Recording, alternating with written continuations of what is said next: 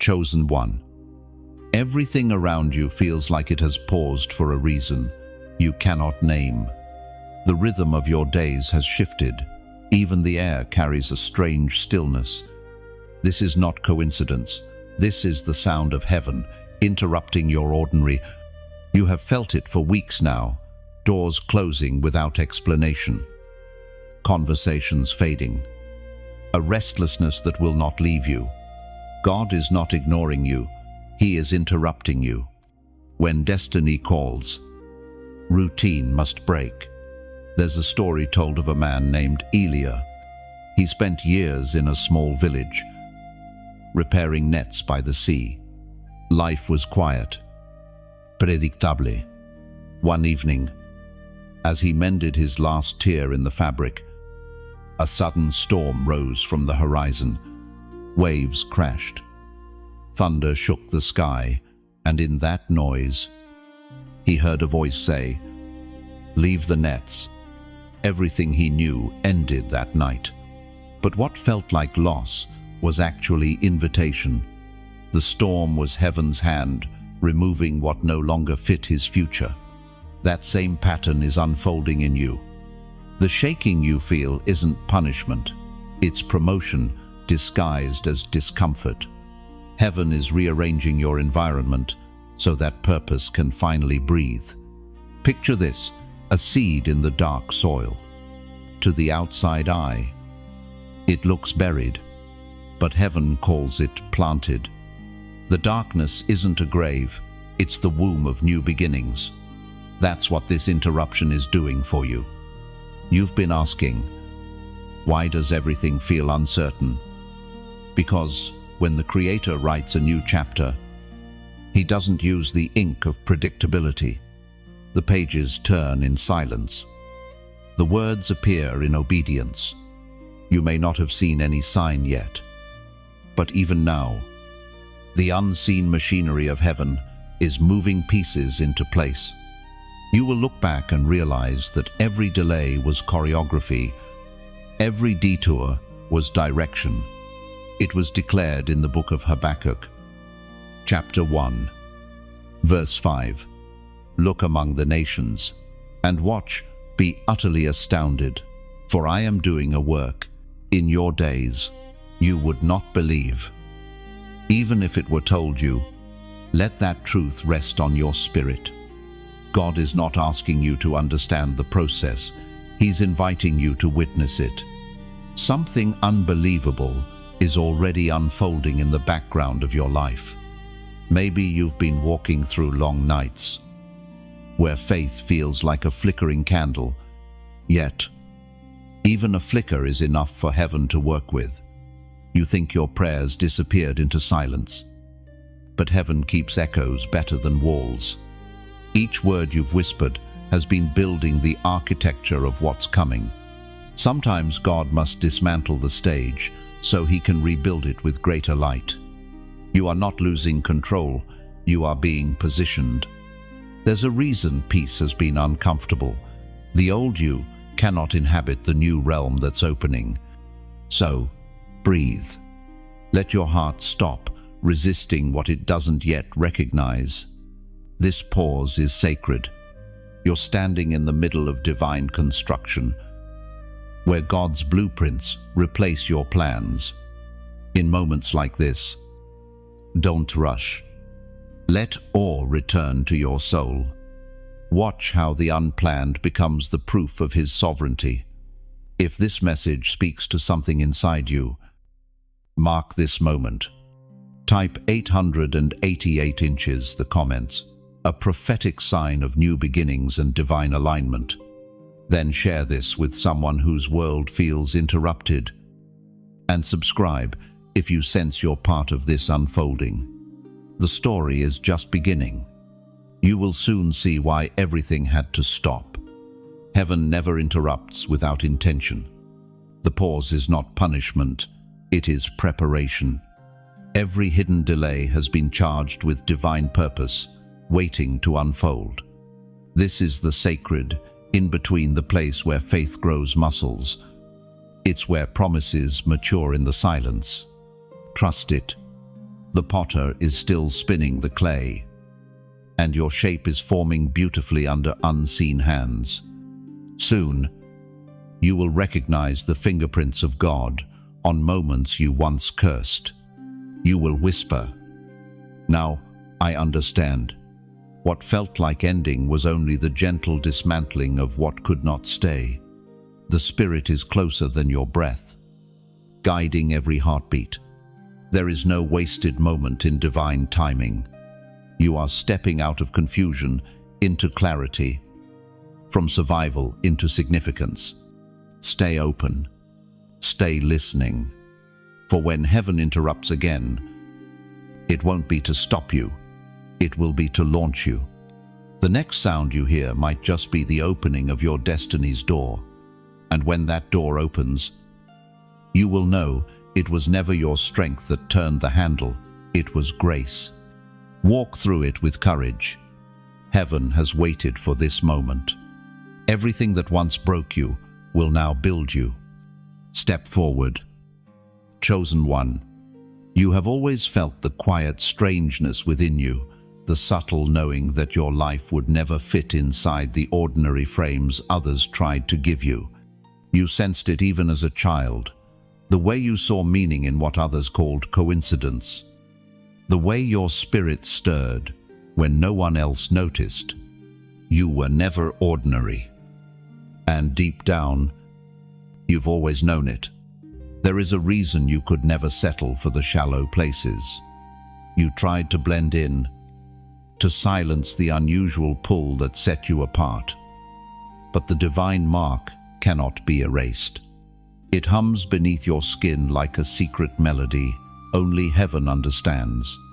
Even in rooms full of noise, your soul has always been tuned to a higher frequency. Being chosen has never meant being comfortable. It means being refined. The misunderstandings, the rejections, the endless questions, these were not random misfortunes. They were signatures of distinction. God has always hidden his greatest ones inside seasons of obscurity. There was a young artist once, born in a forgotten town by the edge of a desert. He painted sunsets on broken walls, not knowing his brush would one day touch palaces. People laughed at his dreams. They called him foolish for seeing color in dust. But heaven had written a different story. Years later, the same colors that mocked him became the vision that changed his city. His story is yours in disguise.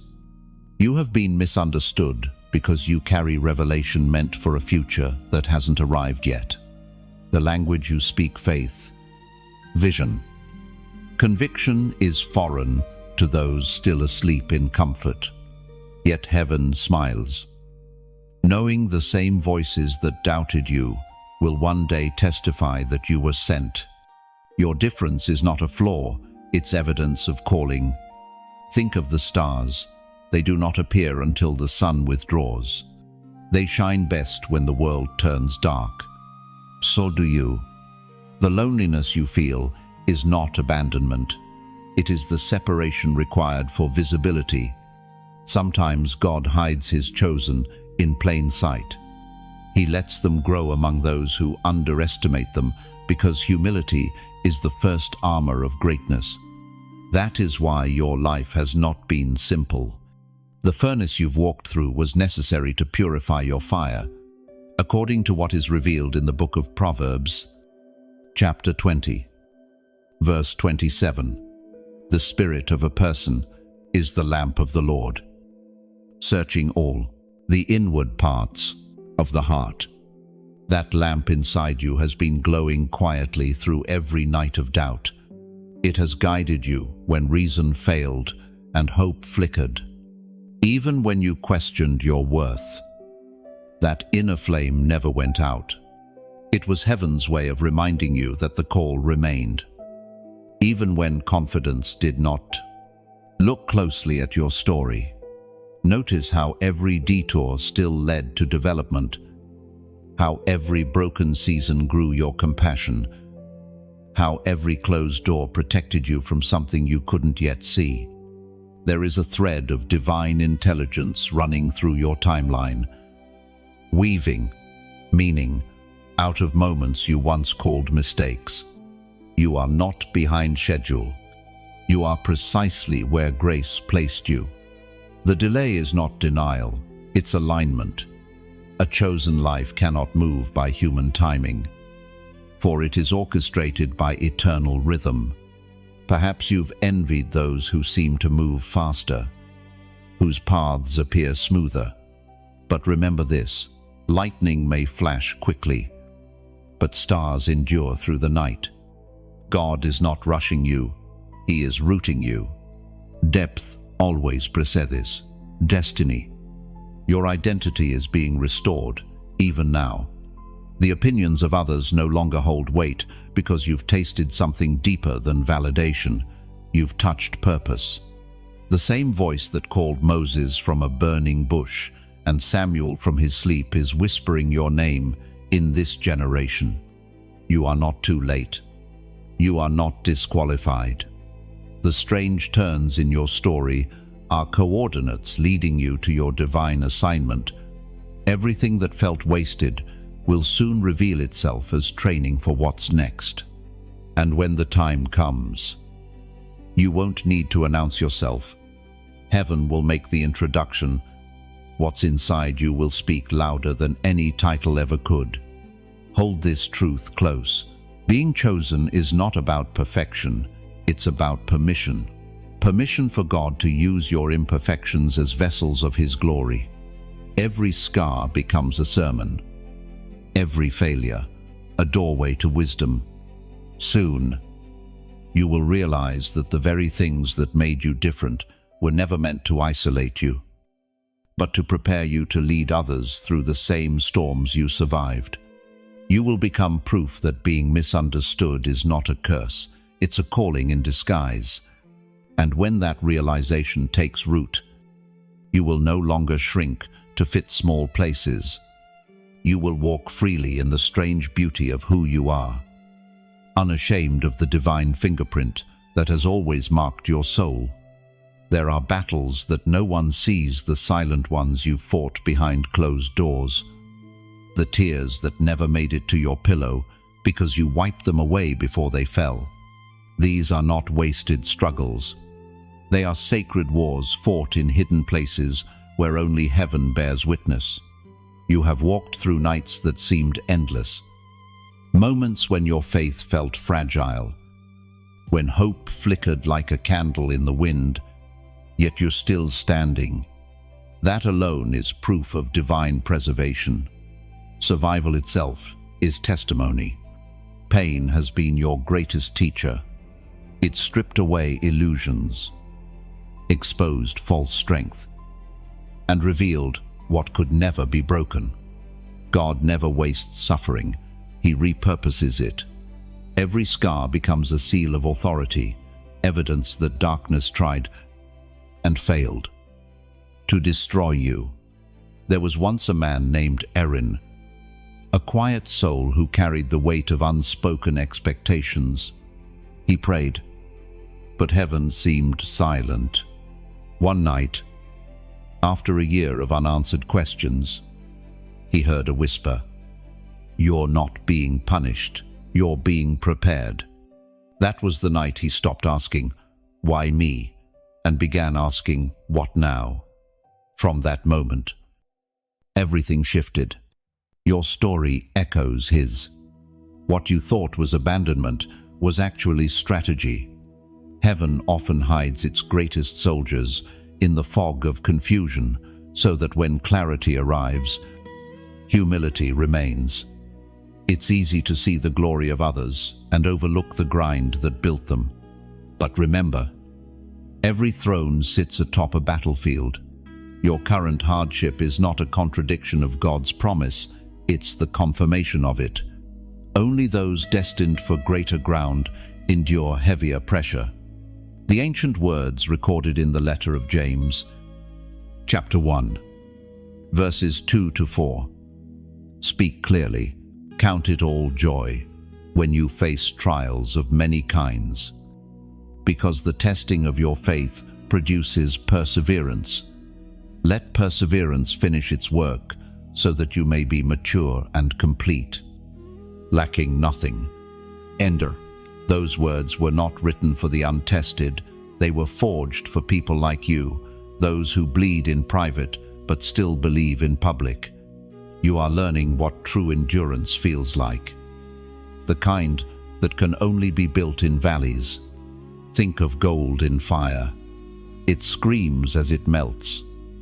Yet when the heat passes, it reflects the face of the refiner. That's you. Every season of breaking has been heaven polishing your reflection until what remains looks more like him than fear. You might feel weary, but you are far from finished. Strength is being renewed in silence. Faith is being sculpted in pressure. God is weaving something eternal through what feels unbearable now.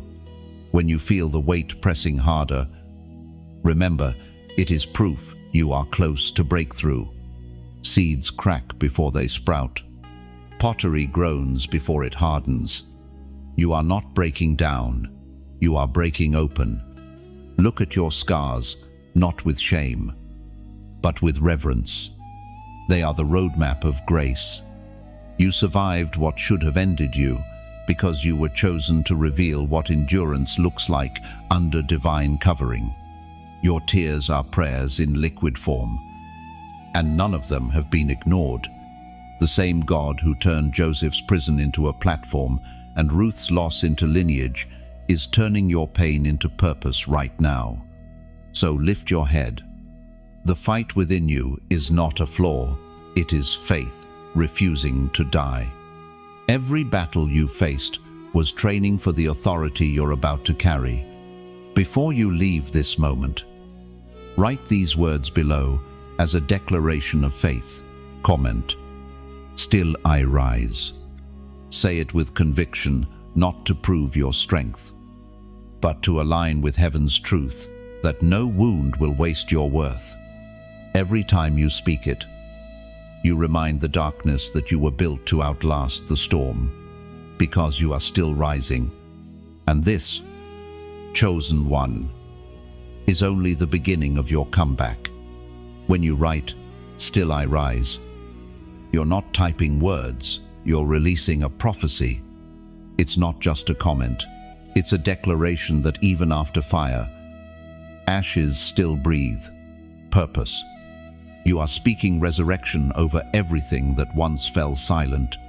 Each letter becomes an act of defiance against defeat. You're telling the world, "I may bend, but I don't break." Heaven hears that. Angels mark it. The unseen realm responds to words spoken in faith more than tears shed in fear. You rise because grace lifts what effort cannot.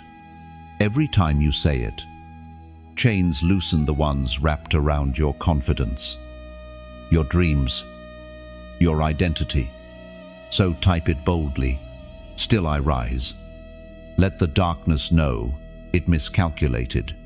You were never buried. You were being planted for greater bloom. Before greatness, there is always breaking. That is the law of transformation written into creation itself. Mountains are carved by pressure. Diamonds are born through weight. And faith matures through what feels like loss. What you call collapse is often the construction of something unshakable. You felt it the moments when everything that once made sense suddenly fell apart. People left. Plans unraveled. And the path you thought would lead forward became a wall. You asked, "God, why now?" But heaven was not being cruel. Heaven was being careful. The breaking is the blueprint. When God builds something lasting, He starts by dismantling what was built on sand, false securities, shallow identities, misplaced loyalties. Each one must crumble before truth can take root. It hurts because you're attached to what's dying. But resurrection requires burial first. There was a man once named Kyle, a teacher who lost everything in a single season: his work, his reputation. Even his friends seemed to vanish overnight. For months, he wrestled with the silence of God. Then, one morning, he stood by a river and noticed how the current destroyed the shape of stones, only to smooth them into beauty. He realized his own breaking was the river's work, rough edges being refined by divine flow. The same current runs through your life. You are not being ruined, you are being reshaped. Sometimes God must take you apart piece by piece, not to punish you, but to rebuild you stronger than you were before. Every collapse clears the space where His glory can dwell. Pain can feel like chaos, but in heaven's design, nothing is wasted. When your plans fall apart, that's when His architecture begins. Like a master sculptor, God sees the shape hidden within the stone. What feels like chisel strikes are actually movements of love. We are reminded through the writings of David in the Psalms. Chapter 34, Verse 18, "The Lord is near to the brokenhearted and saves those who are crushed in spirit." And that verse is not gentle poetry. It is the anatomy of redemption. Broken hearts become open doors for divine nearness. When everything else falls away, His presence steps closer, filling the hollow spaces left behind. Do not curse the breaking. It is the invitation to authenticity. There are versions of yourself that could only emerge through the pressure you tried to avoid. What shattered was never meant to survive this next season. The butterfly cannot stay a caterpillar. Though transformation feels like dying, the shell must split for wings to find their shape. In the same way, your pain is not permanent. It is the stretching of new capacity. What once confined you is now cracking open to release who you truly are. Even Jesus broke bread before feeding the multitudes. Multiplication follows breaking. So when life feels divided, trust that increase is hidden inside the fragments. You think you're losing pieces, but heaven is preparing portions for greater purpose. Breaking exposes truth. It reveals what is stable and what was temporary. It shows who truly stands with you and what within you can endure. You learn to stop depending on voices that fade and start leaning into the whisper that remains. Every tear, every tremor, every quiet surrender, these are the moments God uses to build intimacy. He does His best work in hidden rounds. The broken-hearted are His chosen construction sites. If you listen closely, you will sense peace quietly returning, not because circumstances changed, but because you did. The breaking stripped away what pretended to protect you and revealed the strength that has always been yours. You are learning that surrender is not weakness, it is worship. To let go of what is dying is to make room for resurrection. You are not falling apart, you are falling into alignment. So, when everything shakes, do not fear. It is heaven confirming that new foundations are being laid beneath your feet. Old identities must crack so divine ones can rise. The process is messy, but it is holy. You cannot rush it, and you must not resist it. The fire that burns away the unnecessary will also reveal the gold beneath. Kyle once said, "After years of waiting, the breaking was the moment I finally met the real me." That will be your testimony too. You will look back and thank the very season that once made you weep, because you will realize that in every breaking, God's hands were steady. In every loss, His plan was alive. And through every fracture, His light found a way to shine through. There comes a moment when the hidden becomes visible, when the veil lifts and what was done in secret starts to echo in public. That moment is now. The season of exposure has arrived, not as punishment, but as unveiling. What God built in darkness, He will now display in light. You've spent years unseen, serving quietly, believing faithfully, wondering when the waiting would end. But heaven was never ignoring you, it was protecting you. When you carry rare oil, the jar must be sealed until the appointed time. Exposure too early would have shattered you, but now the vessel is strong enough to pour. You will begin to notice small shifts first, a conversation that leads to favor, a door opening that had long been shut, a name mentioned in rooms you never entered. These are not coincidences. They are divine whispers turning into invitations. Every seed must break soil before it meets sunlight. You are that seed. The pressure you endured underground was not wasted. It was preparation for visibility. You were not buried, you were planted. In the book of Luke, chapter 8, verse 17, it is written, "For nothing is hidden that will not be revealed, nor anything secret that will not be made known and come to light."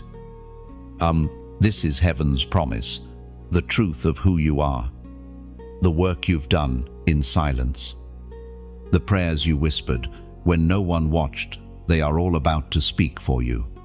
God Himself is bringing you into rooms your feet have never walked in, because your heart has already been tested for those places. There is an old story of a potter who buried his finest creation beneath the floor of his workshop. When visitors came, they saw shelves filled with ordinary pots, but never the masterpiece. One day, after a long drought, the river behind his shop overflowed and washed the ground clean. What was hidden beneath the dirt rose to the surface untouched, uncracked, and glowing with light. The potter smiled. "Now," he said, "they are ready to see what I made in silence." That story is you. Heaven is the potter. The rising river is the Spirit. And the world is about to see what God has been shaping beneath their feet all along. But exposure is not just about recognition, it's about revelation.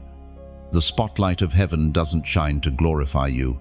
It shines to magnify the one who chose you. True light reveals purpose, not ego. It calls others home through your radiance. You will notice that those who once overlooked you will begin to listen. But take care, visibility is both gift and test. What you do with attention determines whether the light multiplies or fades. Remain grounded. Remember who brought you to this moment. When God elevates, He does not shout. He simply turns the volume of your life up until those who once ignored you cannot help but hear. The sound of obedience is becoming louder than the noise of fear. And as this happens, I want to whisper something to your soul, not a command, but a gentle invitation. When you feel this message reach the soft places of your heart, let your response be your offering. If something inside you stirs, if this light touches your spirit, then let your heart speak without words. Touch the flame by choosing to like this moment. As one might place a hand near a candle to feel its warmth, let that small act be your silent Amen. If you sense the beauty deserves to travel further, share it as rain shares itself, falling freely, nourishing unseen roots far away. You may never know whose desert it revives.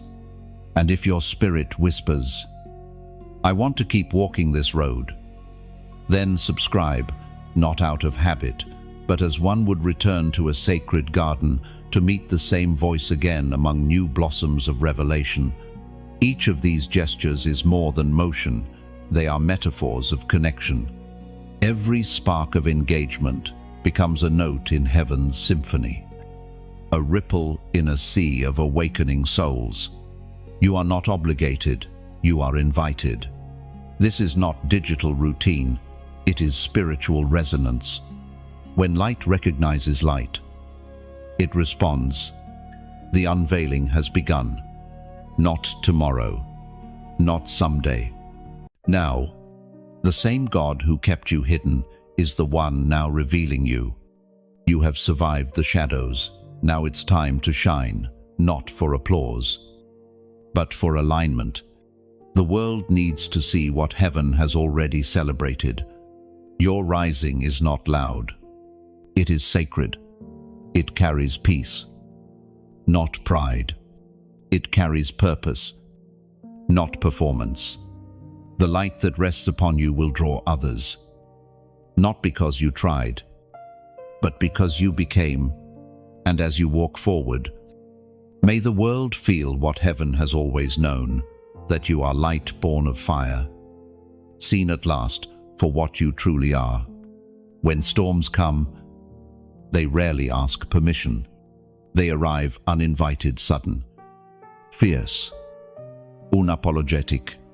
They shake the ground, tear through plans, and test the roots of everything that claims to stand. Yet to those who belong to heaven's design, storms are not signs of destruction, they are signals of divine movement. You have felt the sky shift around you lately. Unexpected changes, people drifting, opportunities that seemed stable now trembling. It feels unsettling. But this is how heaven speaks, when gentle whispers are no longer enough. Some lessons can only be learned under thunder. When God sends a storm, it is never to destroy his chosen. It is to reveal what cannot be shaken. What you are feeling is not the wrath of heaven, but its rearrangement. Winds of transition are sweeping through your life, not to scatter you, but to separate the unnecessary from the eternal. Imagine a great tree during a tempest. Leaves are ripped away. Branches bend until they nearly break. Yet, when the calm returns, the roots are deeper, the soil richer, and the tree stands stronger than before. That's you. The shaking isn't the end, it's the strengthening. There was a woman named Sarah who once prayed for peace, but instead, a storm came. She lost her comfort, her plans, and even her sense of control. For a while, she thought heaven had turned against her.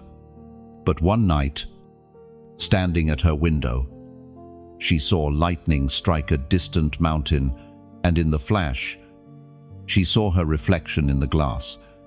That was the moment she understood. The same storm that terrified her was also illuminating her path. You, too, are in such a moment. The lightning is revelation. The rain is cleansing. The thunder is heaven's applause for your endurance. As the Spirit spoke through the prophet Nahum, chapter 1, verse 3, the Lord has his way in the whirlwind and in the storm, and the clouds are the dust of his feet. Those words remind you that chaos never escapes divine control. Even the storm answers to his steps. When everything around you swirls in confusion, remember, God is walking nearby. Do not rush to escape the storm. Learn from it. The sound of rain carries messages that silence could never speak. It teaches surrender. It baptizes old fears. It washes away false strength until only faith remains. You may feel as though everything stable is being removed, but this is sacred pruning. Heaven is making space for new growth. Trees must shed old bark to make room for fresh life. So, 2. Must you release what no longer carries your purpose? Storms also clarify voices. They strip away the noise of imitation, leaving only the true call of destiny. Listen closely in the thunder. You'll hear God's heartbeat there. Your mind may resist, but your spirit already knows the truth. You are not in danger. You are in transition. This is the sound of destiny approaching. Sometimes the storm is not around you, but inside you. Emotions rise. Old wounds reopen. Fears resurface. Do not despise this internal tempest. Healing begins when buried pain meets divine wind. Let it surface. Let it move.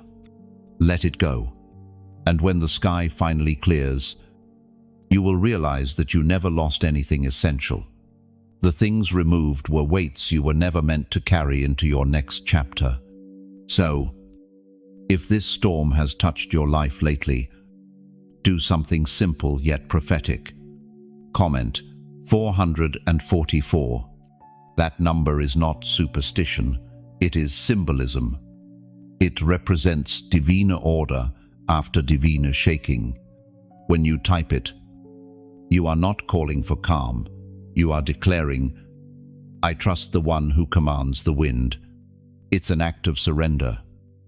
A digital whisper that says, even in the whirlwind, I'm anchored. Oh, let your heart rest. The storm is not punishment, it's prophecy.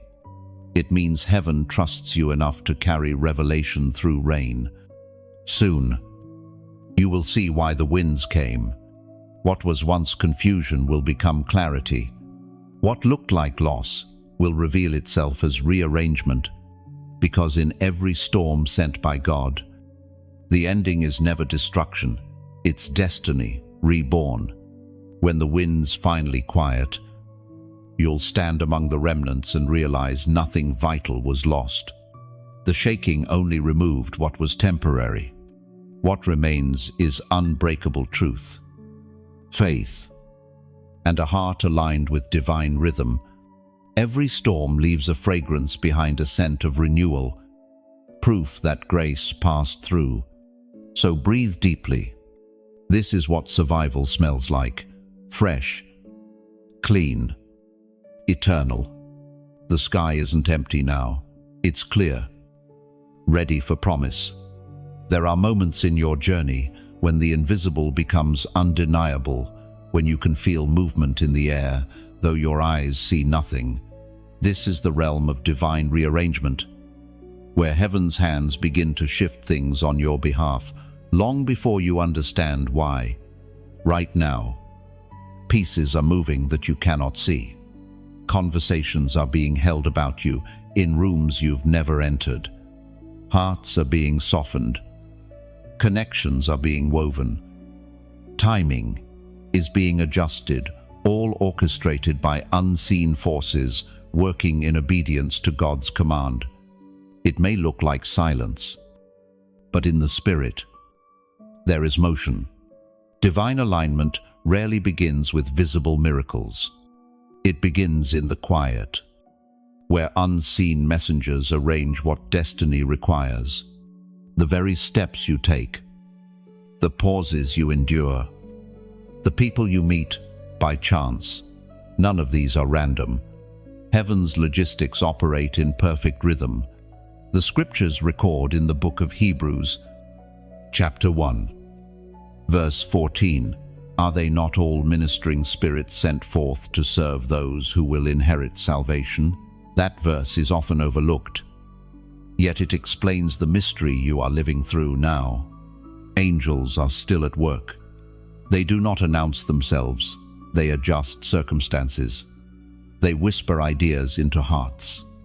They block paths that lead to harm and open doors when the appointed hour arrives. Your life is under such divine management. Every delay, every redirection, every unexpected closure has been part of a greater choreography. Even the silence of God is full of structure. When you think he has paused, he is actually positioning. There was a man named Iran who once prayed for direction but received none. He grew restless, thinking heaven had forgotten him. One morning, while walking through the marketplace, he stopped to help a child who had dropped a basket of fruit. In that small act of kindness, he met the merchant who would later become the key to his destiny. What looked like coincidence was an angelic setup disguised as interruption. You have lived many Aaron moments without realizing it. The phone call that came at just the right time. The delay that kept you from the wrong place. The inner nudge that told you, not this way. Each was a thread in the unseen weave. Heaven is an architect of perfect intersections. Sometimes, alignment requires isolation. When God moves pieces, he often pulls one aside so he can fit another into place. It feels like separation, but it is strategy. You cannot see the pattern from within the loom, yet every thread matters. You might wonder why certain people were removed, why opportunities closed, or why things that once worked suddenly stopped. It's not failure, it's editing. Heaven is editing your life, so the final story reads like purpose, not confusion. If you could see what's happening in the unseen, you would rest. Angels move at the speed of obedience. Not punits. They know when to slow the process so that maturity can meet opportunity. What good is a crown if the head beneath it is unprepared? Even now, divine hands are aligning the next chapter. What looks like waiting is actually weaving. The network of destiny is tightening around you, preparing to lift you into visibility. When heaven arranges, there is no striving, only synchronicity. Trust this hidden motion. The alignment of God rarely announces itself with fireworks. It moves like the tide, steady, certain, unstoppable. You will look back one day and say, everything truly happened right on time. Remember, angels are not only guardians, they are carriers of messages, resources, and encounters. When you stay faithful in stillness, you give them permission to complete their assignments. Faith doesn't push the process, it protects it. There's a certain peace that comes when you stop forcing what heaven is already forming. You begin to breathe differently, think differently, live differently. You stop begging for signs because you realize the signs have been around you all along. Every detail of your life, every meeting, every redirection is being adjusted so that divine order can meet divine timing. You will step into places that feel like home to your spirit, not because you planned it, but because heaven prepared it. The same hands that shaped galaxies are now arranging your future. You don't need to see the blueprint, you just need to trust the builder. So, rest in the rearrangement. Don't fight the shifting ground beneath your feet. It's moving to form a bridge. What feels uncertain today will soon reveal itself as divine precision. Heaven's order is never rushed, never delayed, always exact. And one day soon, you will see it all, the intricate tapestry of answered prayers, delayed blessings, and redirected steps, and you'll whisper, every piece was perfect. And there comes a time when what has slept within you begins to stir. You can feel it, a quiet pulse rising beneath your ribs. Something ancient and familiar awakening from long silence. It is the mantle. It does not come as noise or spectacle, but as a deep knowing, a reminder that you were created for more than survival. Every chosen one carries a mantle, though few recognize it at first. It is not a title, Not a crown made by human hands, it is a spiritual weight, a divine responsibility wrapped in grace. You do not choose it, it chooses you. It rests upon you like invisible fire, shaping your path and calling your name, even when you try to ignore it.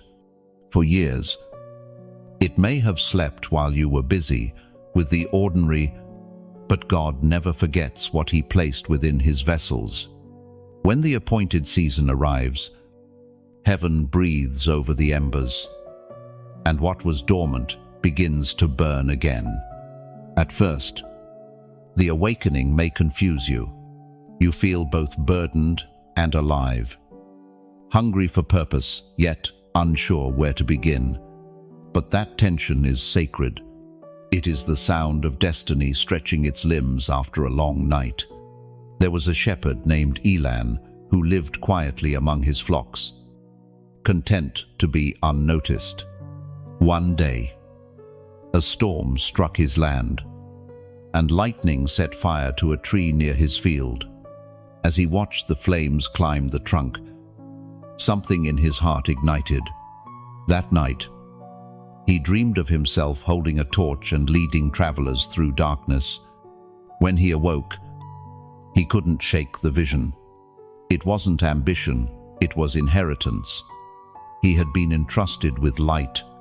You, too, have such a moment waiting, or perhaps it has already come. The stirring you feel isn't restlessness, it's recognition. Heaven is calling your inner fire by name. The Word of God declares in the second book of Kings, chapter 2, verse 15, the spirit of Elijah rests on Elisha. No, that simple sentence carries an eternal pattern. What rests upon one generation awakens in another. Mantles never die, they transition.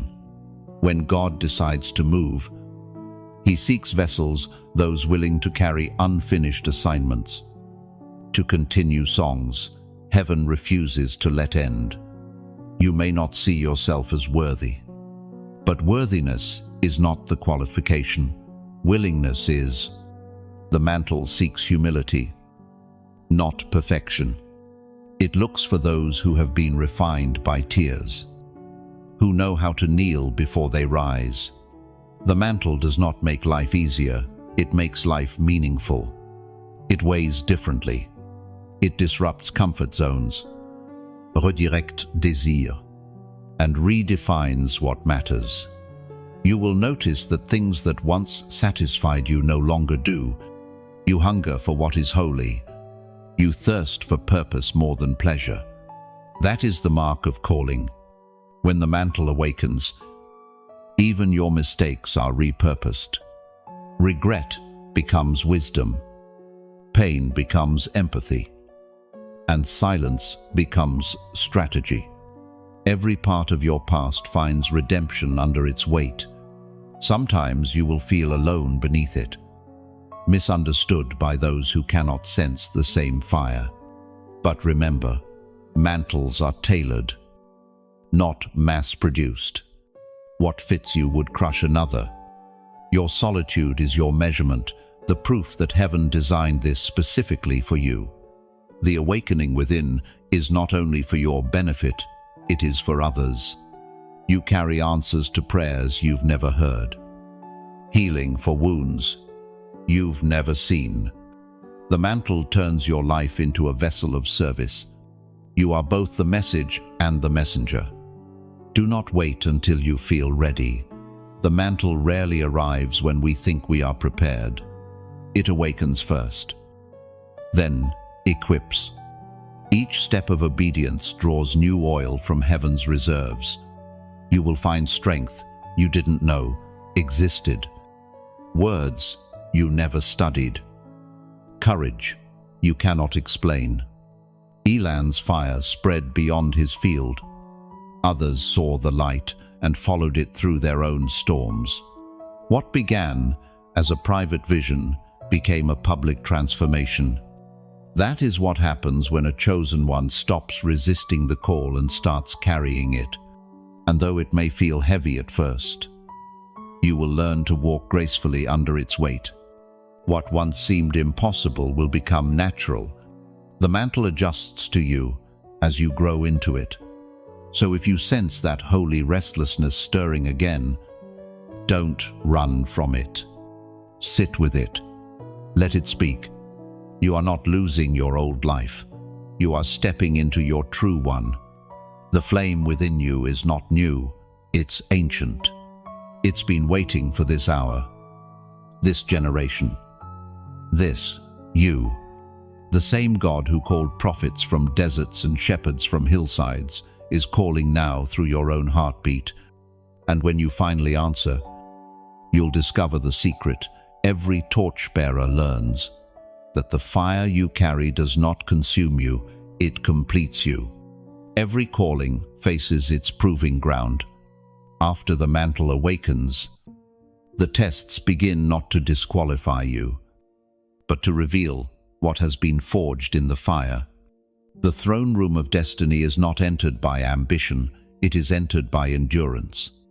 You are walking through tests that feel endless, cycles that keep returning, challenges that seem specifically designed to expose your weakness, but in truth, these are divine examinations.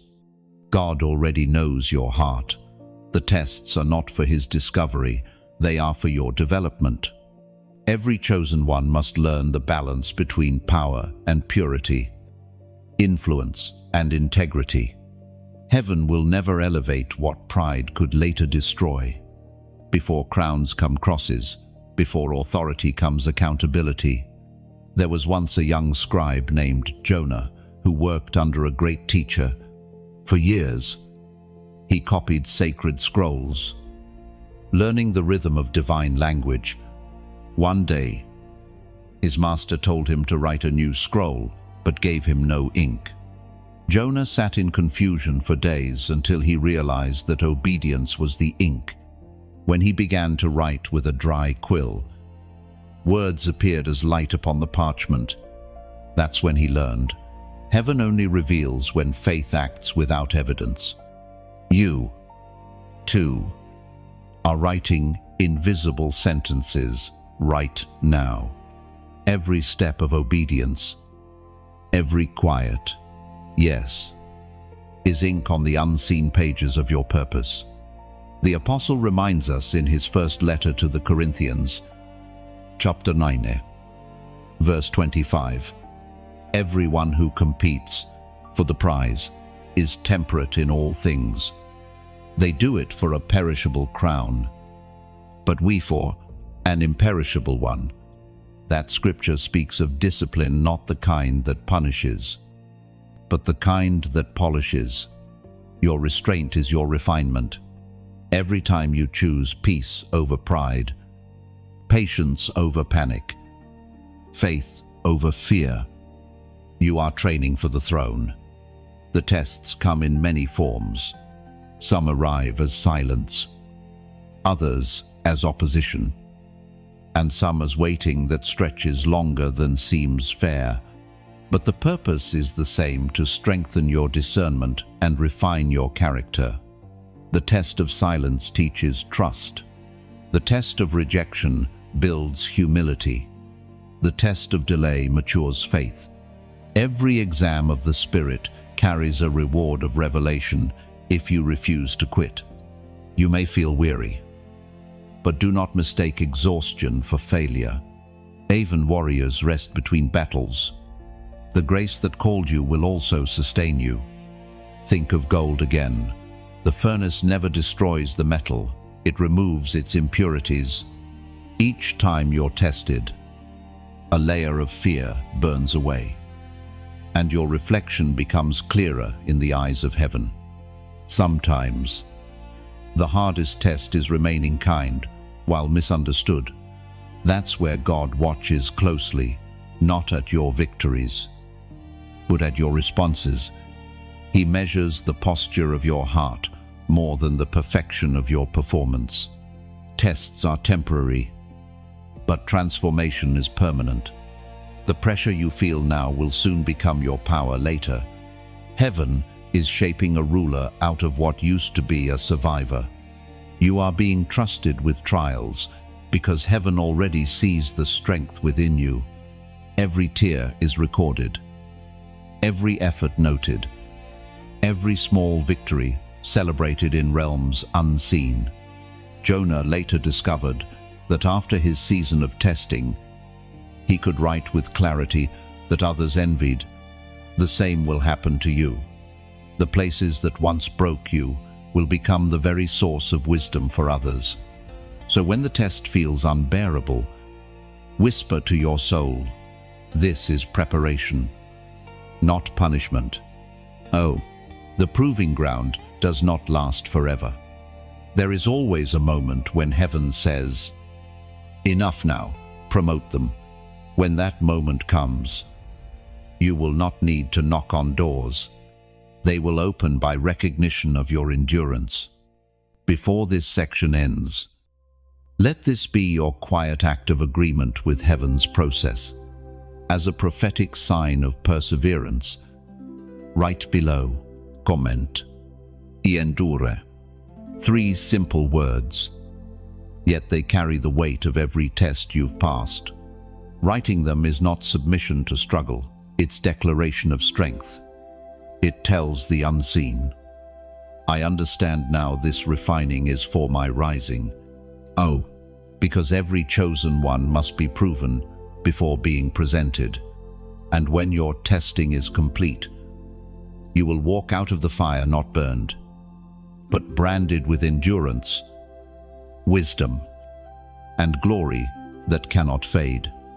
When you write, I endure, you are not just repeating words, you're breathing agreement with heaven's rhythm. You're saying, refine me until I reflect what you saw when you chose me. Endurance is not passive, it is faith, standing tall in fire. Those 3 words reshape the atmosphere around you. They silence fear, strengthen vision, and remind darkness that you're unbreakable, still becoming, still chosen. There are seasons when heaven grows quiet not because it has turned away, but because it has stepped back to let your strength echo. You've passed through fires and storms, and now the air feels heavy, as though creation itself is watching what you'll do next. This is the moment of recognition, the point where both heaven and hell know your name. When the light inside you grows strong enough, it can no longer remain hidden. The darkness feels it first. That's why warfare intensifies right before breakthrough. The enemy does not attack the weak, he attacks the rising. What you're feeling isn't opposition, it's announcement. You've been marked by glory. There is a fragrance about you that the spirit world recognizes. Angels gather where endurance dwells, and resistance rises where purpose is about to emerge. Both realms respond to the sound of your becoming. There's a story told among the elders of a warrior named Mira. She fought many unseen battles, not with swords, but with prayer, not with armor, but with faith. She didn't know that every tear she shed was sharpening her authority in the spirit. One night, she dreamed of standing between 2 mountains, one glowing with light, one trembling with shadow. From above, a voice said, now they both know who you are. When she woke, she finally understood that recognition is not always comfort. It's calling. You are living such a moment. The spiritual realm has registered your name. Heaven knows you as beloved and trusted. Hell knows you as threat and testimony. That's why your atmosphere has felt charged lately. Destiny always comes with pressure. As it is written in the book of Joshua, chapter 1, verse 9, be strong and courageous. Do not be afraid or discouraged, for the Lord your God will be with you wherever you go. That is not merely encouragement, It is identity. It means you carry presence. Wherever your feet step, heaven claims ground. Recognition is not fame, it is function. You have been authorized to represent divine authority in human form. Even now, the landscape of your influence is expanding. You're entering a realm where your voice will carry healing to others, where your presence will shift atmospheres. This is why God trained you through silence and storms, so that when visibility came, humility would remain. Mira learned that true warfare was not about shouting at shadows. It was about becoming so anchored in peace that darkness could find no entrance. That is your lesson too. The greatest warriors walk calmly through chaos because they've learned that authority is quiet power. You are crossing into that maturity. You no longer react to every attack. You discern. You no longer chase recognition. You radiate. What once broke you now bows to the light within you. And now, as you read these words, you can feel it, the weight, the stillness, the divine attention. The unseen watches, waiting for your response. If something inside you stirs, breathe it outward. Like this moment, as a soft exhale of gratitude, like releasing a single feather into the wind, trusting it will land where it's needed. If your heart feels the beauty should keep moving, share it as one shares fire from a torch, carefully, reverently. So, another cold soul might find warmth in the same flame that reached you. And if your spirit whispers, "This light feels like home," then subscribe, as one opens a window at dawn to let familiar sunlight return each morning, reminding you that revelation is not over, only unfolding. These gestures are not obligations. They are symbols, little acts of alignment between your physical world and heaven's current. Every click becomes a ripple, every acknowledgement a spark. You are not doing this for applause. You're weaving connection into eternity. When souls awaken together, the noise of the world grows quieter, and heaven's rhythm grows louder. Because this is the hour when the veil thins, where your name is not just heard but honored. You are recognized, not for what you've done, but for what you've become. You are seen. You are known. You are commissioned. Walk forward as one who carries light that both realms cannot ignore. The earth awaits the echo of your courage. Recognition is not the end, it is the doorway. The moment heaven calls your name, responsibility follows. Every light must choose whether to flicker for attention or to burn for purpose. You already know which one you are. So walk gently, but boldly. Let your presence become a language of peace. Your silence, a sermon. Your compassion, a crown. For when heaven and earth both recognize you, your only task is to reflect the one who sent you. There are moments when the refining becomes so intense that you question if there is anything left to burn. Yet, it is in that unbearable heat that heaven performs its most careful work. The refining fire does not come to destroy, it comes to distinguish. It separates imitation from essence, fear from faith, calling from comfort. You are standing in such a fire now, not one of punishment, but of purification. What was tolerated in your last season cannot travel with you into the next. The same flame that consumes the unnecessary also crowns what is authentic. The refining is not always visible. Sometimes it feels like silence. Other times, like loss. But in the spirit, something holy is happening. False attachments are melting away, leaving only what is pure, weighty, eternal. The prophet wrote in the book of Zechariah, Chapter 13. Verse 9. I will bring the third part through the fire. I will refine them as silver is refined, and test them as gold is tested. They will call on my name, and I will answer them. No, that is not just scripture, it is a pattern. Every chosen vessel must pass through divine fire to prove its substance. Silver shines only after enduring the furnace. So it is with you. Your glow is being born through resistance. You've likely noticed it. Relationships shifting. Desires changing. Habits losing appeal. These are signs that the fire is doing its work. God removes not to punish, but to purify.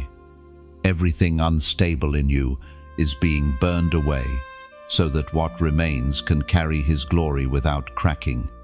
There was a craftsman named Orren who forged instruments for the temple. When asked why he heated the metal until it almost broke, he said, "Only then can it sing." You are in that same process. The pressure you feel is not cruelty, it's calibration. Heaven is tuning your life to carry a new sound. The refining fire also exposes motives. It asks silent questions. Why do you serve? Why do you pray? Why do you hope? Not to shame you, but to strip away every lesser reason until love alone remains. Pure motives attract pure power. In this season, God is not after your comfort, He is after your clarity. The clearer your heart, the stronger your authority.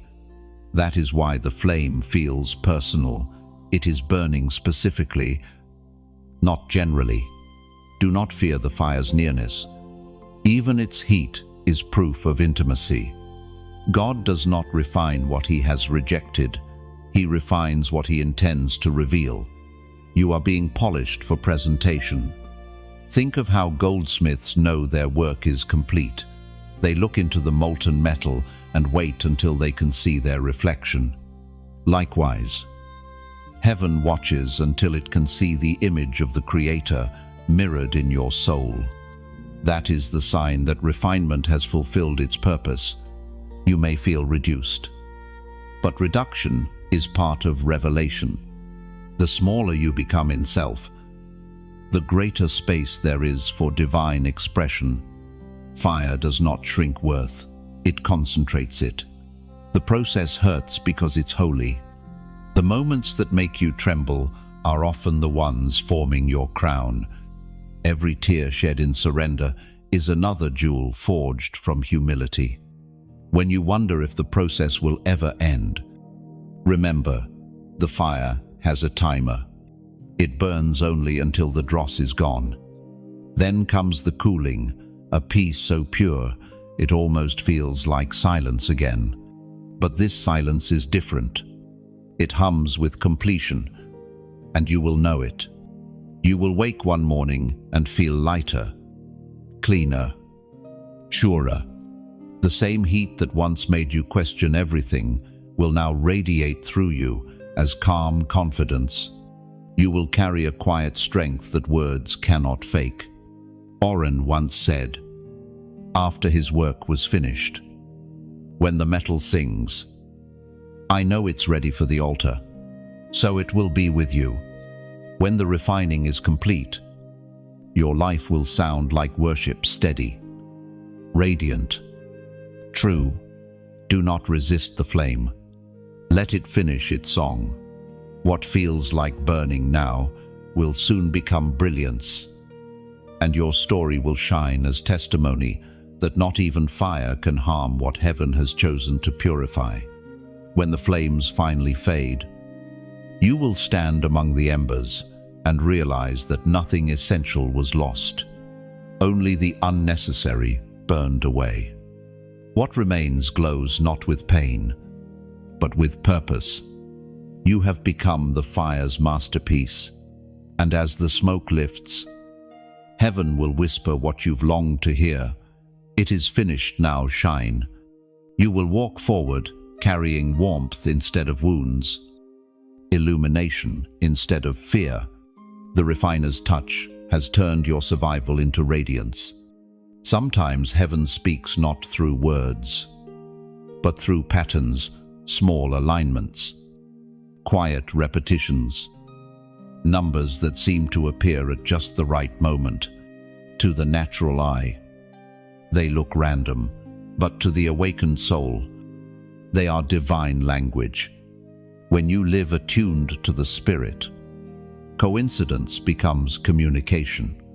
You've probably noticed it lately, the same number showing up again and again on clocks, receipts, addresses, even dreams. It isn't superstition, it's synchronization. Heaven is marking your steps with confirmation. These signs are gentle reminders that you are walking within divine timing. God often uses symbols because they bypass logic and reach the heart. A number may catch your attention long before a voice could reach your ears. It's not about arithmetic, it's about awareness. Heaven is teaching you to see the invisible ink written across your days, according to what is revealed in the book of Job, chapter 33, verses 14 and 15.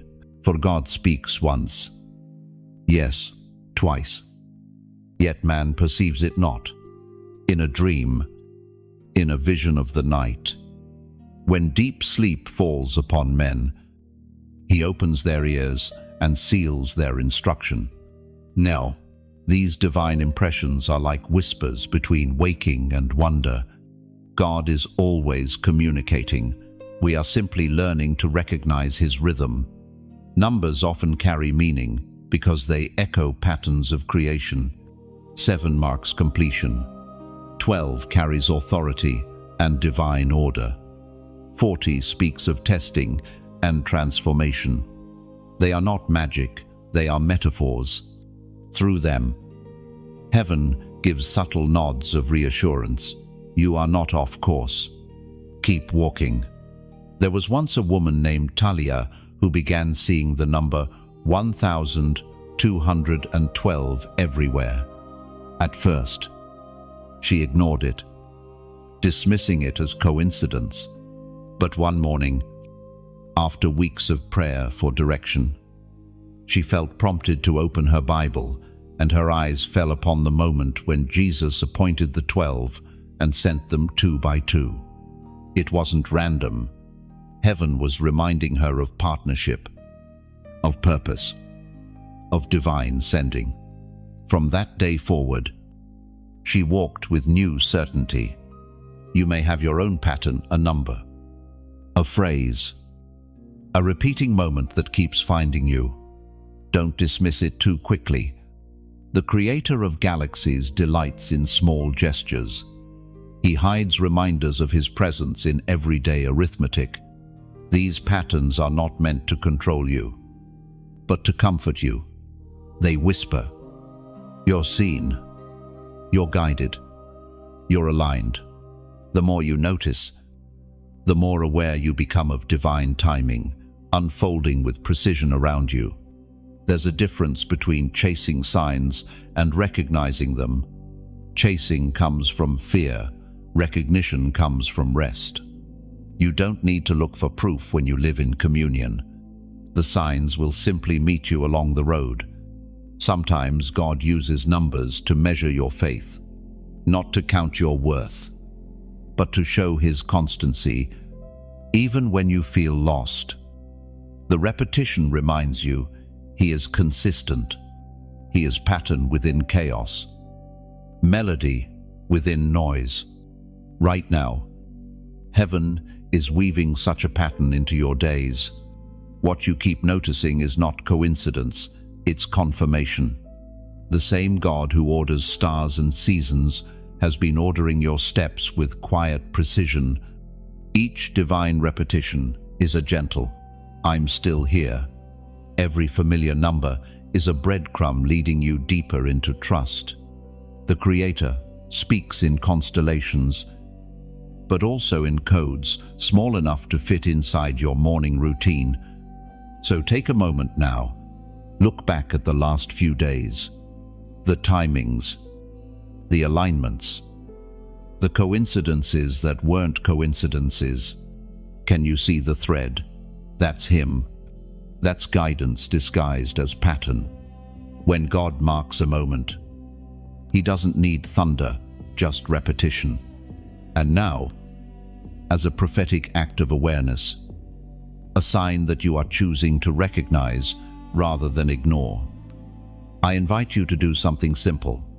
Comment 555, not as ritual, but as recognition. That number symbolizes divine change, grace meeting, transition. When you write it, you are not summoning power, you are acknowledging presence. You are saying, I see you in the details. Oh, this act is not for others to witness, it's for your spirit to remember. You are partnering with heaven's rhythm, agreeing that your steps are not random, your delays not wasted, your timing not late. Talia later said that once she began to notice heaven's fingerprints in daily life, fear lost its grip. How can I doubt? She said. When even numbers speak of his nearness, you are learning the same truth now.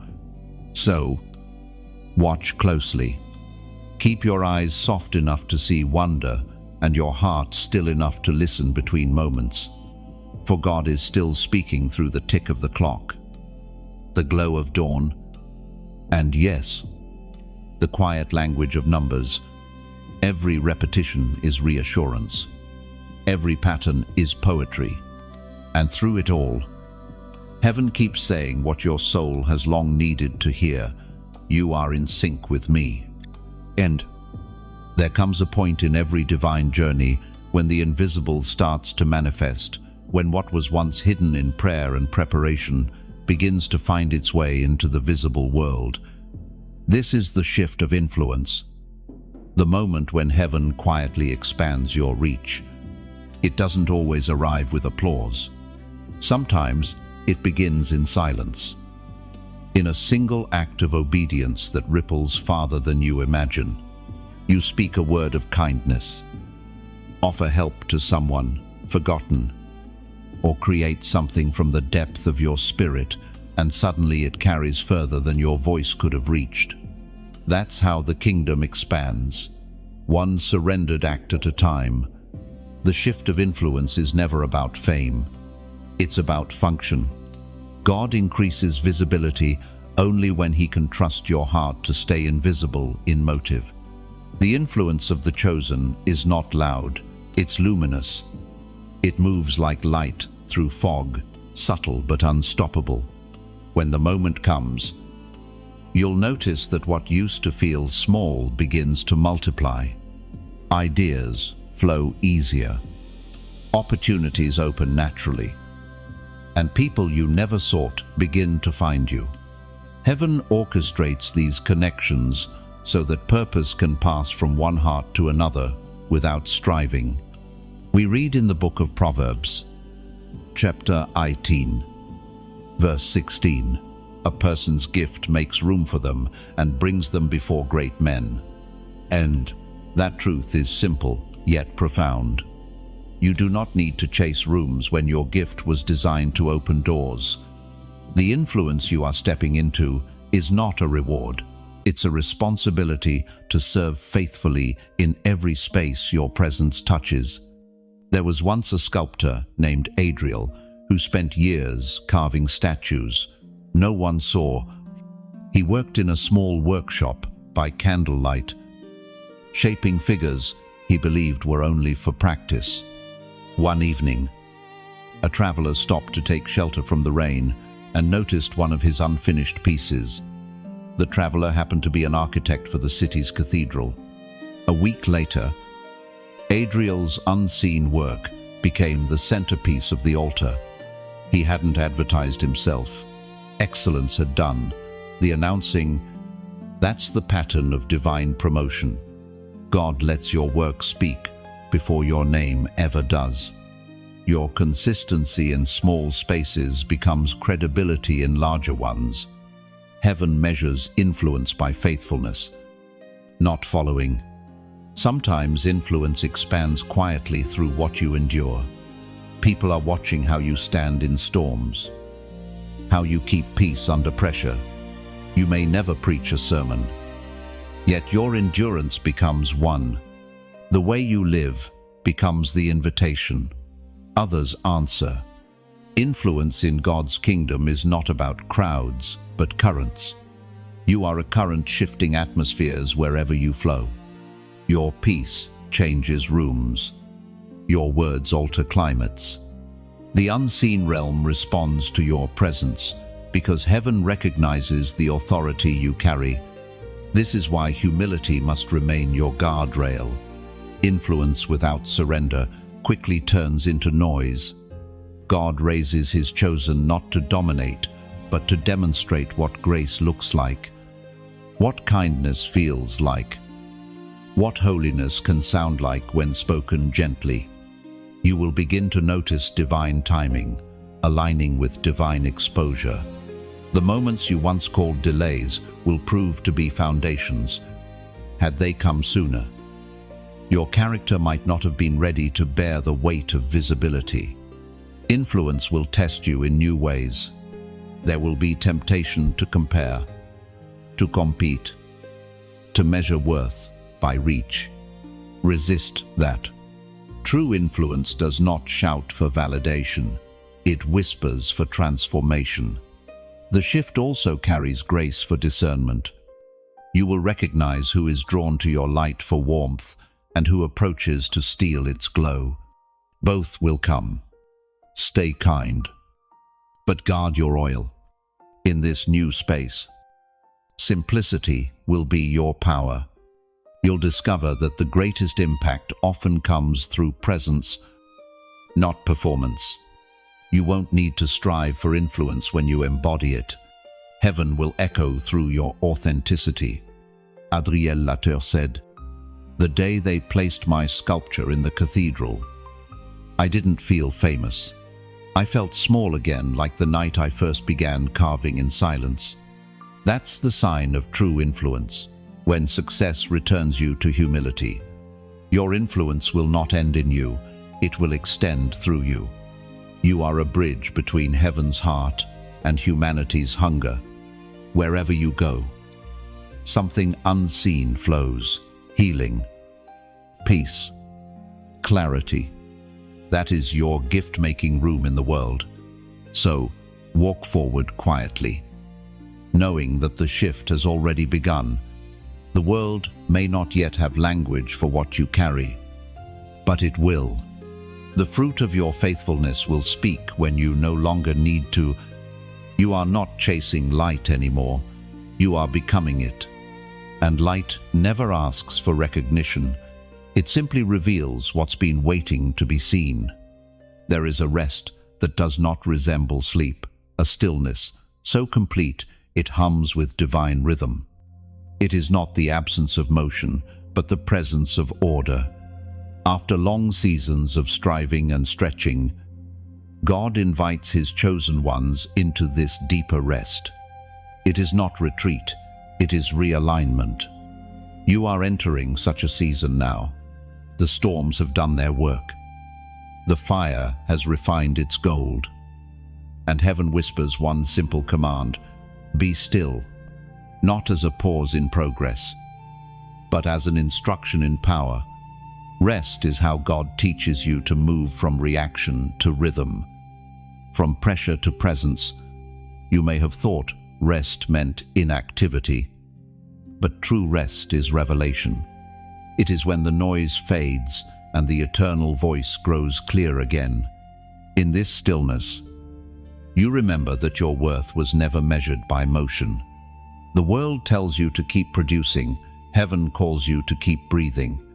The apostle wrote in the book of Hebrews, chapter 4, verse 9, "There remains therefore a rest for the people of God." That rest is not distant, it is now. It is a state of alignment where your spirit stops wrestling against the current and begins to flow with it. You no longer chase timing, you move in sync with it. Rest is where revelation matures. The greatest clarity rarely comes in chaos. It arrives when you step out of the noise and into divine silence. Here, your heart becomes a canvas again, ready for heaven to paint upon it. There was a woman named Leora who once prayed relentlessly for direction. She fasted, wept, and waited. Yet no answer came. Exhausted, she finally stopped striving and spent one quiet afternoon simply sitting by a river, watching the water move. In the hush, she felt peace wrap around her like sunlight on water. No voice, no vision, just knowing. Later, she realized the answer had come the moment she stopped demanding it. This is the mystery of rest. When you let go of control, clarity comes as companion. The moment you stop chasing doors, the right one opens by itself. Rest teaches you that obedience is not always action. Sometimes it's stillness that listens longer.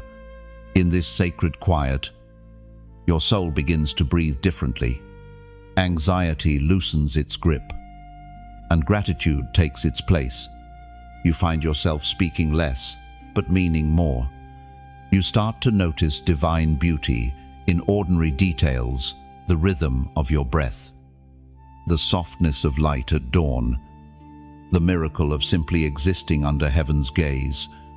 Rest renews not just your body, but your discernment. It trains your heart to move at heaven's tempo. When others rush, you remain centered.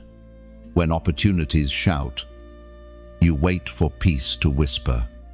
That is the wisdom of rest, knowing that what is meant for you will not require panic to possess. Many people fear stillness because silence exposes the noise inside. But for the chosen, silence is surgery. It cuts away confusion. It heals what words could not reach. It reminds you that you are sustained by presence, not performance. In this season, you will rediscover the beauty of slow. Purpose is not lost in stillness, it is revealed there. Like seeds beneath winter soil, your next harvest is germinating quietly. Unseen, but unstoppable. God's rest is never laziness, it is strategy. He pauses you, only to position you. Rest is his way of refilling the lamp before the next journey. Leora later said that after her river moment, everything she did carried peace. Decisions felt lighter, paths became clearer. She understood that rest was not the absence of progress, it was the rhythm of it. So, let yourself exhale. Release the constant need to prove, to hurry, to understand. Let peace be your proof that heaven is handling what your hands cannot. In rest, you will find revelation. In stillness, strength. In waiting, wisdom. The same God who worked through your storms is now working through your stillness. You are not falling behind, you are falling into harmony. The battle has quieted, the builder is now restoring. You will move again. But this time not from exhaustion, only from overflow. And when you rise from this divine rest, the world will sense the difference. You will not move as one striving for blessing, but as one carrying it. Every step will sound like peace, rest. Then is not the end of motion, it is its beginning in divine time. The still heart hears heaven first. When you emerge from this quiet, you will not chase direction, you will carry it. Peace will lead, and purpose will follow. Every crown begins as a cross. That is the paradox of divine purpose. The road to glory always passes through surrender. The chosen are not crowned because they escaped suffering. They are crowned because they endured it with grace. The crown is never made of gold. First, it is forged in obedience. You have carried weight that others could not see. Silent sacrifices. Quiet tears.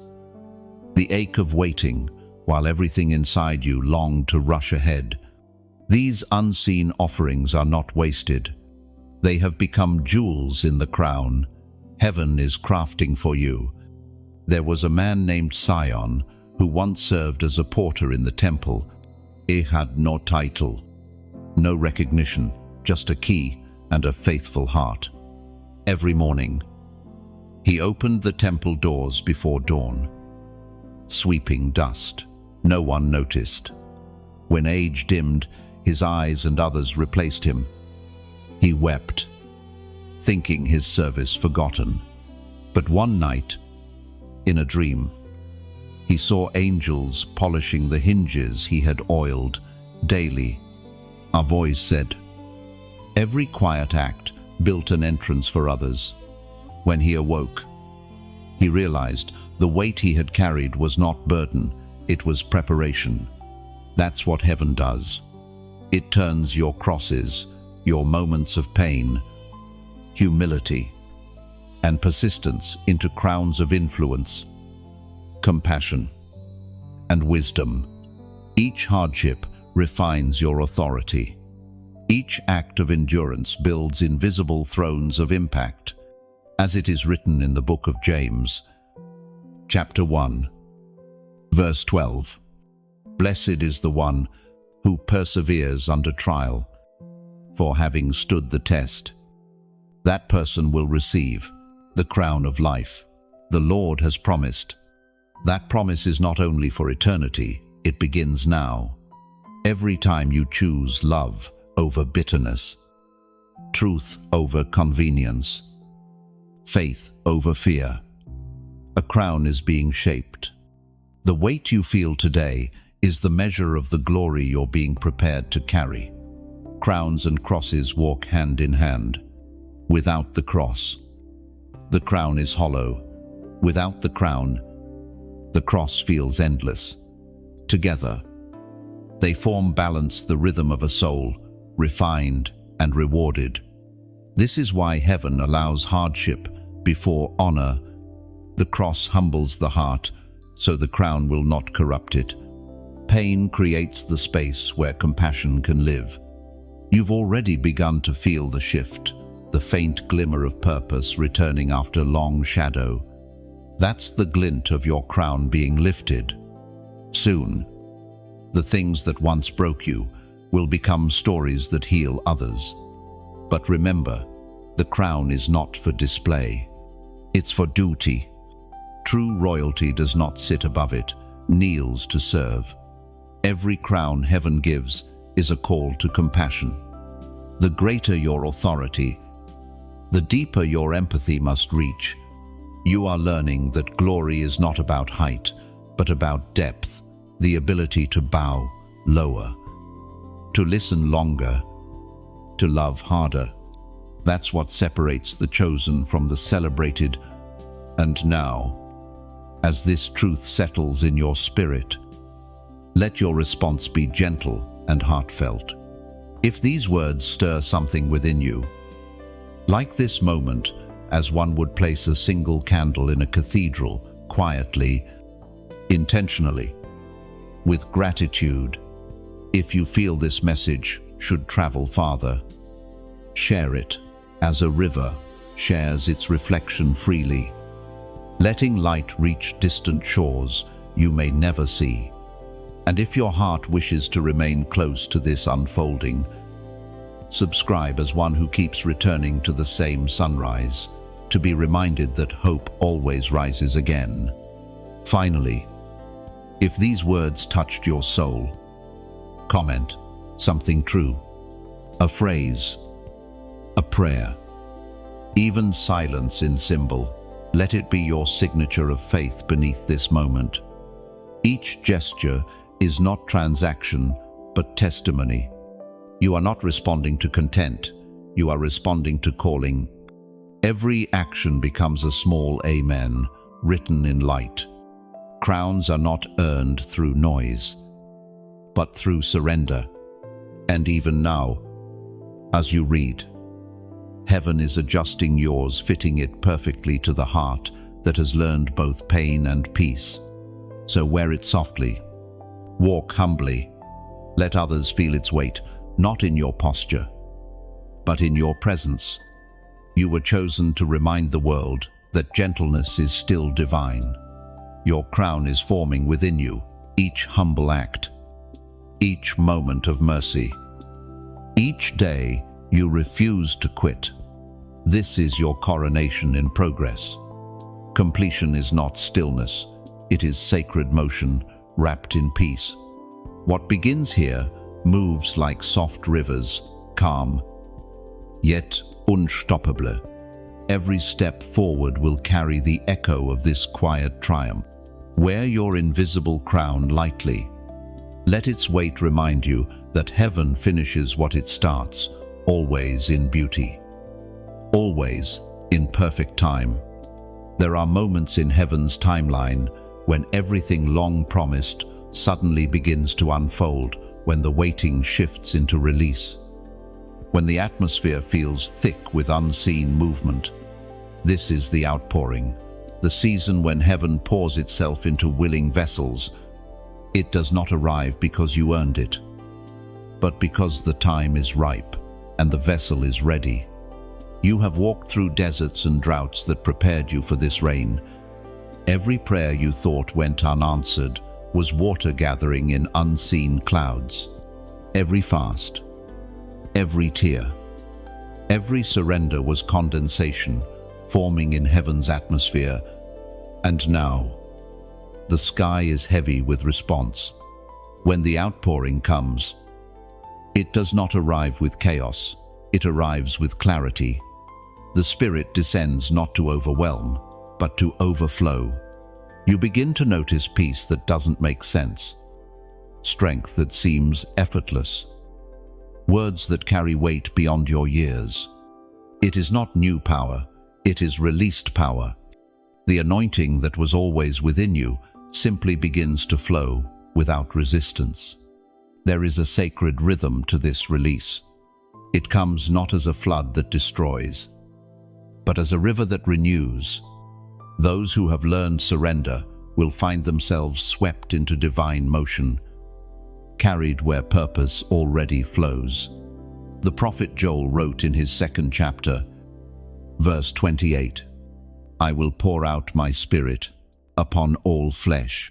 Your sons and daughters shall prophesy. Your old men dream dreams. Your young men see visions." That promise was not a one-time event. It is a living cycle. Each generation receives its measure of outpouring, and within each heart that yields, the Spirit still finds a new riverbed. You are one of those chosen vessels, a place where heaven has decided to dwell and distribute. You may already feel it subtle at first, like wind before rain. Conversations open with divine ease. Ideas flow faster than fear. Encounters align without effort. These are the first drops. The outpouring has begun. Do not confuse this season with excitement. It is empowerment. Excitement stirs émotions, but outpouring shifts atmospheres. It changes how you walk, how you speak, how you perceive. Under its influence, ordinary moments become portals for miracles. There was once a midwife named Rhea who worked in a small village where drought had lasted 7 years. One night, while delivering a child, she felt an unexplainable breeze enter the hut. She looked outside and saw the first rainfall in years. The same moment, life entered the world. Water returned to the earth. From that day on, people said her hands carried rain. She would simply smile and say, "I only caught what heaven released." Eli, that is the essence of the outpouring. You do not create it, you catch it. You position your heart beneath the open sky of grace and let it fall. For some, the outpouring will come as ideas, solutions the world has been waiting for. For others, it will come as healing, creativity, compassion, reconciliation. The form changes, but the source is the same. God releases what the earth needs through hearts that remain open. It is a holy paradox. The more you pour out, the more you receive. Heaven's economy is the opposite of the world's emptiness, invites abundance. When you give what you carry, you make space for more. In this season, you will find yourself speaking words that break chains you didn't know existed. You'll pray for others and watch peace settle like dew. You'll sense heaven's partnership in your every step. But remember, rain does not stay in clouds forever, and anointing is not meant to stagnate. If you hoard it, it turns to heaviness. If you share it, it becomes harvest. The outpouring flows to those who let it move through them. You are being trusted now, not just with blessing, but with overflow. God is not merely filling you, He is positioning you as a conduit. The same Spirit that once visited will now reside. The same presence that once stirred will now stay. This is what the journey has been about, not just survival, but saturation. You were never meant to end empty. You were meant to become a living fountain. So let it flow. Let grace pour freely through your voice, your work, your kindness. The world is thirsty, and you carry the rain. The drought is breaking, and you are the sign. When the rain finally stops, you'll realize it never truly ended. It simply began flowing through you. Every word, every act of love will carry the scent of heaven's fresh water. You've become both recipient and river, and wherever you walk, dryness will surrender, the earth will bloom again, and people will call it revival. There is a moment when all the fragments of your story finally find their place, a sacred unveiling where what once felt random begins to make perfect sense. This is the unveiling of glory, the hour when purpose stands fully revealed, not as a distant prophecy, but as a living reality rising within you. You will recognize it not by noise, but by knowing. A still assurance will settle in your chest, quiet but undeniable. The years of struggle, the seasons of silence, the nights of questioning, all of them were pieces of an intricate mosaic only heaven could design. And now, the image emerges, you, radiant, transformed, carrying light into places that forgot it was possible. The unveiling is never dramatic. It is tender, like dawn after a long night. You won't hear trumpets, you'll feel clarity. What was once confusion becomes coordination. The very pain you thought disqualified you becomes proof of divine craftsmanship. You have become what heaven always saw, a reflection of the one who called you, not flawless, but faithful, not perfect, but purified. Glory is not glitter, it is presence. It is the quiet authority of one who has walked with God through every terrain and emerged carrying his fragrance. The Apostle Paul wrote in his second letter to the Corinthians, chapter 3, verse 18, "But we all, with unveiled face, beholding as in a mirror the glory of the Lord, are being transformed into the same image from glory to glory, just as by the Spirit of the Lord." That verse is the heartbeat of your story. The transformation was never about appearance, it was about reflection. You are now the mirror through which others glimpse the face of mercy. This unveiling does not make you above others, it roots you deeper among them. Glory does not isolate, it integrates.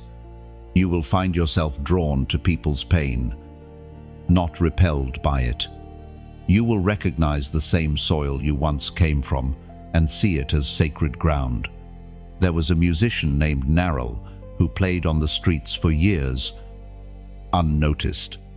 She wrote songs about hope, but sang them to passing crowds who rarely listened. One evening, while performing under a flickering lamp, a stranger approached and wept quietly through her final song. That stranger later became a voice that carried her music across nations. Yet when asked what had changed, Narelle said, "Nothing but my heart. I finally believed that my song mattered." That belief was her unveiling. When glory comes, it does not add something new. It reveals what was true all along. You will not become someone else. You will finally become yourself. You will notice the difference immediately. Where there used to be striving, there will be flow. Where there used to be fear, there will be focus. Where there used to be survival, there will be serenity. Glory does not shout, it shines. People around you will sense it before you explain it. They'll ask, "What changed?" And you'll struggle to answer because transformation rarely fits into language. It is not a moment, it's a migration from doubt to divine certainty. The unveiling also changes how you see time. You stop rushing destiny because you realize you are already standing inside it. The future stops being something to chase. It becomes something that unfolds naturally through your obedience. This is where peace becomes power. You no longer perform for acceptance. You create from identity.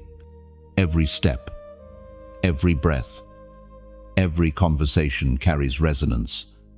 Heaven moves through your humanity without needing perfection as permission. Do not mistake stillness for stagnation.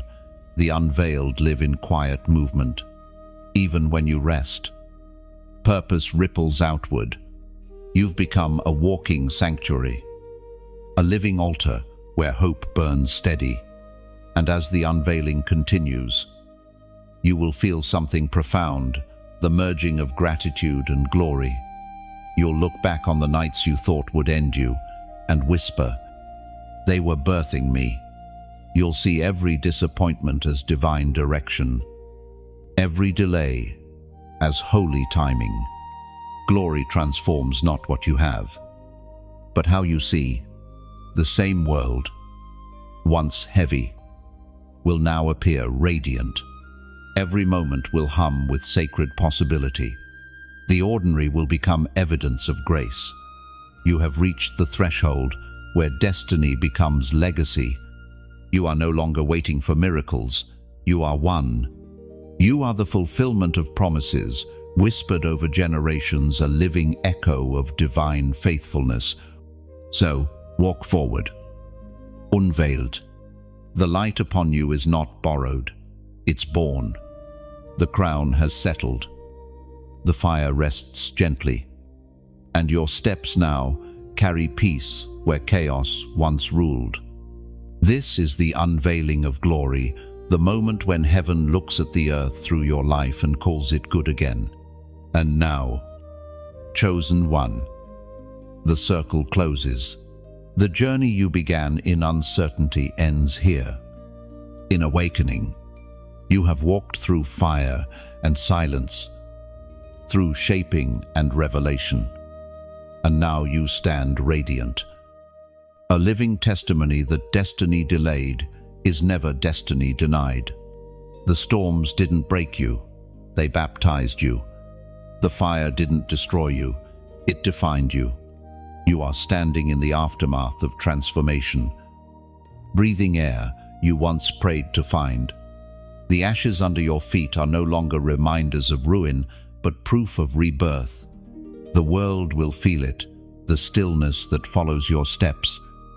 the quiet strength in your eyes, the peace that refuses to be shaken.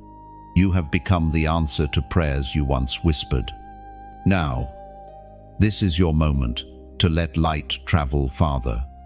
If this journey has touched your spirit, like it as one who places a single lantern on a mountain path, so others lost in their night might see and find their way home. If your heart knows someone else who needs this voice, share it as you would release a dove, open-handed, gentle, trusting that it will reach where your arms cannot. And if your soul wants to keep walking this road of revelation, subscribe as one who returns to the well each morning, knowing there is always fresh water waiting. Lastly, comment from the heart. One word, one thought. Even silence expressed through symbol. Let it be your way of saying, I am still here. I am still becoming. And each act is not about algorithms, it is alignment. These gestures are small echoes of gratitude, soft confirmations that the light found you and that you, in return, chose to pass it on. Walk now with open hands and steady breath. The message no longer belongs to just one voice. It belongs to every soul. It awakens. You have become what heaven intended all along, a living reflection of grace, a keeper of divine fire. Your story is not ending. It is expanding.